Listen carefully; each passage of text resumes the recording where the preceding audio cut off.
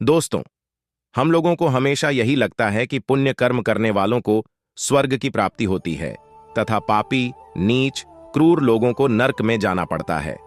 परंतु दोस्तों, ऐसा नहीं है। आप गलत हैं। दोस्तों, इस कथा के माध्यम से हम आपको बताएंगे कि स्वर्ग में जाने का असली हकदार कौन है और वह कौन से कर्म हैं जिससे आपके सारे कष्ट और पाप समाप्त हो जाते हैं। तो आइए दोस्तों, जानते हैं इस पवित्र कथा के माध्यम से। दोस्तों, एक बार धरती लोक पर 4 व्यक्तियों की मृत्यु एक ही साथ हो जाती है। वे सभी लोग विचारों में अलग अलग और अलग अलग प्रदेश के रहने वाले थे। केवल संयोग से ही उन चारों का अंत एक हादसे में एक ही समय पर हो गया था। एक ही समय पर यम के दूत उन चारों को लेने के लिए आए थे। मरने वालों में एक तो किसी प्रदेश का राजा था, दूसरा बड़ा धनी व्यापारी था, तीसरा एक पूजा पाठ करने वाला पंडित था और चौथा गरीब मजदूर था जो दिन भर मेहनत करके अपने परिवार का पालन पोषण करता था। चारों की आत्माओं को लेकर यमदूत मृत्यु के देवता धर्मराज की सभा में आकाश मार्ग से लेकर चारों आत्माओं को जा रहे थे। जब यमराज के दूत उन चारों आत्माओं को लेकर यमराज के सभा में पहुंचे तो उनके सम्मुख जाकर खड़े हो गए। वे चारों सोच रहे थे कि कौन स्वर्ग में जाएगा और कौन नर्क में जाएगा। यमराज अपने आसन पर विराजमान नहीं हुए थे। उससे पहले ही चारों आपस में बातचीत करते हुए स्वयं को ही स्वर्ग का मिलना चाहिए। यह कहने लगे। सबसे पहले राजा कहने लगा, देखो, मुझे तो धर्मराज पक्का स्वर्ग में ही भेज देंगे, क्योंकि मैं एक विश्वविख्यात राजा हूं। मैंने अपने अनेक सद्कर्मों से धरती लोक पर अपना खूब नाम कमा आया है। चारों तरफ लोग मेरे अच्छे कर्मों की चर्चा करते हैं। कभी भी कोई मेरे द्वार से खाली हाथ नहीं गया। जो भी आया मैंने उसे इतना दिया कि वह जीवन भर मेरा नाम नहीं भूल पाता है। हर तरफ मेरे नाम का यश और गान होता है। मेरे द्वारा लुटाए गए दान से लाखों लोगों को खाने को अन्न मिलता है और रहने की व्यवस्था मिली। इसलिए मेरे कर्मों को देखते हुए धर्मराज मुझे पक्का ही स्वर्ग में भेजेंगे। दोस्तों, राजा की बात सुनकर वह धनी व्यापारी कहने लगा, हे भाई, मैंने तो पृथ्वीलोक रहकर खूब धन कमाया और उस धन से मैंने लाखों लोगों की सहायता की है। मैंने अपनी कमाई का 11वां हिस्सा सदैव दीन दुखियों की सहायता में उपयोग की है। मेरे शुभ कर्मों को देखते हुए धर्मराज मुझे ही स्वर्ग में भेजेंगे और यह बात मैं पहले से ही जानता हूं। व्यापारी की बात सुनते ही पंडित जी कहने लगे, अरे भाई, क्यों फिजूल की बातें कर रहे हो? स्वर्ग में जाना कोई आसान काम नहीं है। स्वर्ग में जाने के लिए दान के साथ साथ पूजा पाठ करना पड़ता है। इसलिए स्वर्ग में प्रस्थान तो मैं ही करूंगा, क्योंकि मैंने भगवान का खूब पूजा पाठ किया है। पूरा जीवन मेरा पूजा आराधना में बीता है। मेरे शुभ कर्मों के कारण मेरे लिए ही धर्मराज स्वर्ग का दरवाजा खोलेंगे। यह बात मैं अच्छी तरह से जानता हूं। जब इस प्रकार तीनों ने अपनी अपनी बातें की और अपने अपने विचार रखे, फिर वह तीनों लोग उस चौथे व्यक्ति मजदूर की ओर की देखते हैं कि अब यह क्या कहता है। क्या इसने भी कोई अच्छा काम किया है या नहीं, या फिर इसका पूरा जीवन मजदूरी करते हुए दूसरों के अधीन रहकर ही बिता है।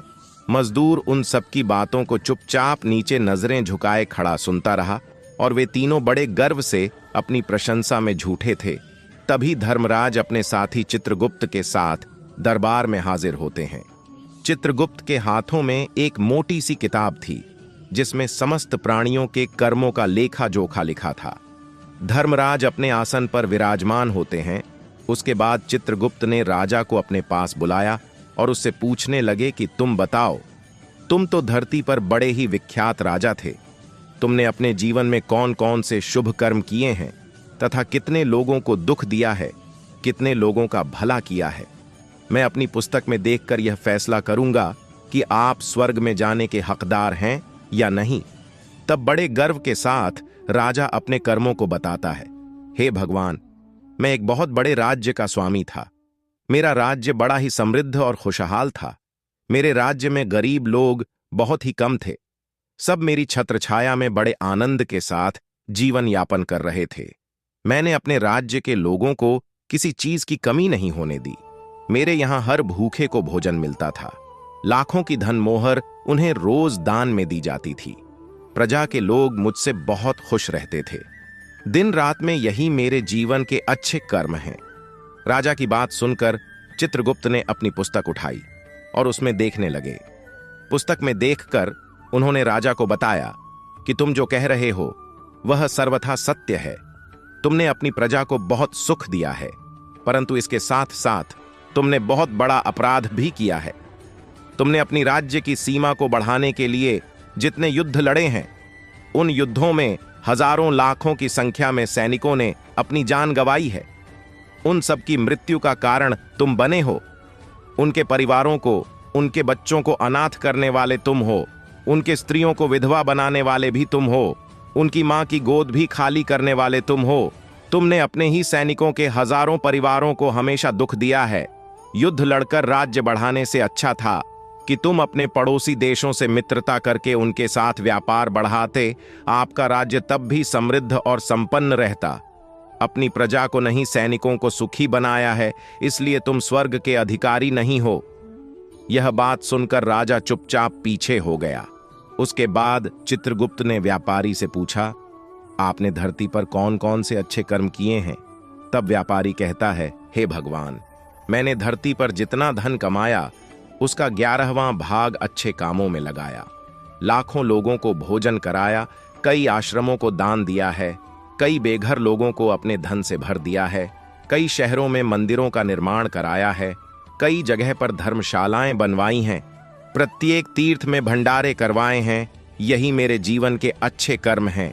व्यापारी की बात सुनने के बाद चित्रगुप्त ने अपनी पुस्तक खोली, जिसमें उसके जीवन के सारे अच्छे और बुरे कर्म लिखे हुए थे। चित्रगुप्त ने बताया कि देखो, तुम जो कहते हो वह सत्य है। तुमने धरती पर खूब दान धर्म किया है, पर तुम्हारा पाप यह है कि तुमने धरती पर जो दान धर्म किया है वह तुमने उस पैसे से किया है जिसको कमाने के लिए तुमने बहुत झूठ बोला है। तुमने बहुत ठगी की है, कई चीजों में मिलावट करके बेचा है, नकली चीजों को असली के दाम में बेचा है, कितने व्यापारियों को रास्ते से हटाया है। तुम्हारे इन कर्मों से अनजाने में कितने लोग बीमार होकर मर गए हैं, कितनों ने आत्महत्या कर ली, कितनों की मेहनत का पैसा तुम्हारे पास चला आया। उन सब लोगों की बद्दुआ तुम्हारे साथ है। तुमने जो कुछ भी अच्छा काम किया है वह कर्म शून्य हो गया है, इसलिए तुम्हारे पास भी तुम्हारा कोई शुभ कर्म नहीं है। तुम स्वर्ग में जाने के अधिकारी नहीं हो। चित्रगुप्त की बात सुनकर व्यापारी भी बड़ा उदास होकर पीछे हो गया। उसके बाद पंडित जी को आगे बुलाया और पूछने लगे, तुमने अपने जीवन में कौन से अच्छे कर्म किए हैं? तब पंडित जी कहते हैं, हे भगवान, मेरा पुण्य यह है कि मैंने हजारों लोगों को ज्ञान दिया है, हजारों यज्ञों के अनुष्ठान को संपन्न कराया है, हजारों के घरों में पूजा पाठ कराया है, दिन रात मैंने ईश्वर का जाप किया है, हजारों कन्याओं का विवाह कराया है, लाखों पिंडदान श्राद्ध कराए हैं, अनगिनत लोगों को मार्गदर्शन किया है। इससे ज्यादा शुभ कर्म और क्या हो सकता है? तब चित्रगुप्त अपनी पुस्तक में देखकर बताते हैं, हे पंडित महाराज, आपका कहना सत्य है। आपने वास्तव में हजारों लोगों को ज्ञान दिया है, लेकिन उस ज्ञान पर स्वयं कभी अमल नहीं किया। आपने सैकड़ों यज्ञ पूजा अनुष्ठान कराए, पर उसको निस्वार्थ भाव से किया गया कोई कर्म नहीं था। तुम हमेशा से धन के लालची रहे हो, इसलिए तुम स्वर्ग में जाने के अधिकारी नहीं हो। अब तो उदास होते हुए पंडित जी भी पीछे हो जाता है। अब बचा केवल मजदूर, वह मजदूर यह सब देखकर बड़ा हैरान था कि अब तक वह, जिनको इतना महान समझ रहा था, उनमें से कोई भी स्वर्ग का अधिकारी नहीं रहा। तो मैं कैसे स्वर्ग में जा सकता हूं? मुझे तो स्वर्ग की कल्पना भी नहीं करनी चाहिए, क्योंकि मैं तो कभी पूजा पाठ, जब तब या दान करने के लायक भी नहीं था। तो शुभ कर्म कहां से करता? मैं तो मेहनत मजदूरी करके सारे जीवन अपने परिवार का भरण पोषण करता रहा। वह मजदूर यह सब बातें सोच ही रहा था। इतने में ही चित्रगुप्त ने उसे भी आवाज लगा दी और उससे पूछने लगा, किंतु वह मजदूर तो पहले से ही कहने लगा, भगवान, मैंने धरती पर एक गरीब के घर में जन्म लिया था।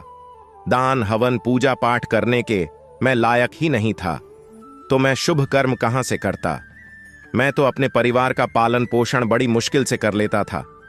मैं जानता हूं भगवान कि मैं स्वर्ग में जाने का अधिकारी नहीं हूं। मैंने धरती पर भी नर्क भोगा है और आगे भी नर्क में ही जाने की हैसियत है। किंतु हे प्रभु, यहां पर भी मेरी एक इच्छा है। मैं स्वर्ग में तो नहीं जा पाऊंगा, लेकिन मैं एक बार स्वर्ग को अपनी आंखों को झपका कर देखना चाहता हूं। इससे अधिक मेरी कोई इच्छा नहीं है, क्योंकि मैंने ऐसा कोई कर्म नहीं किया है जो कुछ देखने के लिए ही मुझे स्वर्ग में पहुंचा दे।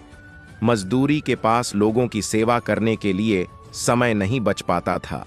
बचा हुआ समय मैं अपने बूढ़े माँ बाप की सेवा में लगा देता था। उनके लिए उन्हें खिलाता पिलाता, उनके वस्त्र बदलता, यही मेरी दिनचर्या थी। मुझे तो मंदिर में जाने का भी अवसर नहीं मिलता था। मजदूर की बात सुनकर चित्रगुप्त ने अपनी पुस्तक में देखकर बोला, हे मानव, तुम ध्यान से सोचकर बताओ कि तुमने कभी तो कोई शुभ कर्म किया होगा। तब मजदूर अपने पूरे जीवन के घटनाक्रम को याद करता है। तब उसे याद आता है कि एक बार उसे बहुत तेज भूख लगी थी। वह रोटी खाने के लिए बैठा ही था। कितने में वहां एक बहुत ही कमजोर बीमार कुत्ता टहलता हुआ आ गया, जो ठीक से चल भी नहीं पाता था। वह आकर मेरे सामने बैठ गया और मेरी रोटी की ओर गौर से देखने लगा। मैं समझ गया कि वह कुत्ता बहुत भूखा है। मेरे अंदर से आवाज आई कि बेजुबान जानवर को छोड़कर तू अकेला कैसे खा सकता है। मैंने वह रोटी स्वयं ना खाकर उस कुत्ते को खिला दी। उस दिन मैंने पूरे दिन भूखे पेट रहकर ही काम किया था। मजदूर की बात सुनकर चित्रगुप्त मुस्कुराए और उसका हाथ पकड़कर बड़े सम्मान के साथ उसे स्वर्ग में लेकर गए और बोले, वास्तव में आप ही स्वर्ग में रहने के अधिकारी हो। प्राणियों पर दया दिखाना ही सबसे बड़ा शुभ कर्म है। मनुष्य जो भी काम निस्वार्थ भाव से करता है, वास्तव में उसका ही उसे सबसे बड़ा पुण्य मिलता है। निस्वार्थ भाव से किया गया जन कल्याण के लिए एक छोटे से छोटा काम भी आपके सैकड़ों पापों को नष्ट कर देता है। लोगों से लालच, मोह और स्वार्थ के वशीभूत होकर किया गया शुभ कर्म भी फलदायी नहीं होता है। इसीलिए ध्यान रहे, जीवन में अच्छे कर्म अच्छी भावना के साथ करना चाहिए। ऐसा नहीं होना चाहिए कि आपने किसी से धन छीनकर या चुराकर कर्म में लगा दिया हो तो वह धन आपको कभी नर्क किया हो और बाद में उसी धन को दान पुण्य में जाने से नहीं उभर सकता। दोस्तों, स्वर्ग में वही व्यक्ति जाता है जिसने निष्काम निस्वार्थ भाव से प्राणियों की सेवा की हो। भले ही उसने जीवन में एक पैसा भी दान न किया हो, पर वह जिस लायक था, अपनी सामर्थ्य के अनुसार उसने निस्वार्थ भाव से जो भी काम किया है, वही उसकी मुक्ति का रास्ता तय करता है। तो दोस्तों, आशा करते हैं कि आपको यह कथा अवश्य ही अच्छी लगी होगी। अगर दोस्तों कथा आप लोग को अच्छी लगी हो तो वीडियो को लाइक करें। कमेंट बॉक्स में जय श्री हरि विष्णु, जय श्री कृष्ण, हर हर महादेव लिखकर कमेंट बॉक्स में कमेंट करें। और जिन भाई लोगों ने चैनल को सब्सक्राइब नहीं किया है, चैनल को सब्सक्राइब कर लीजिए। इससे हमारा वीडियो आप लोग को सबसे पहले मिले। दोस्तों, वीडियो हमारा पूरा देखने के लिए आप लोगों को दिल से धन्यवाद।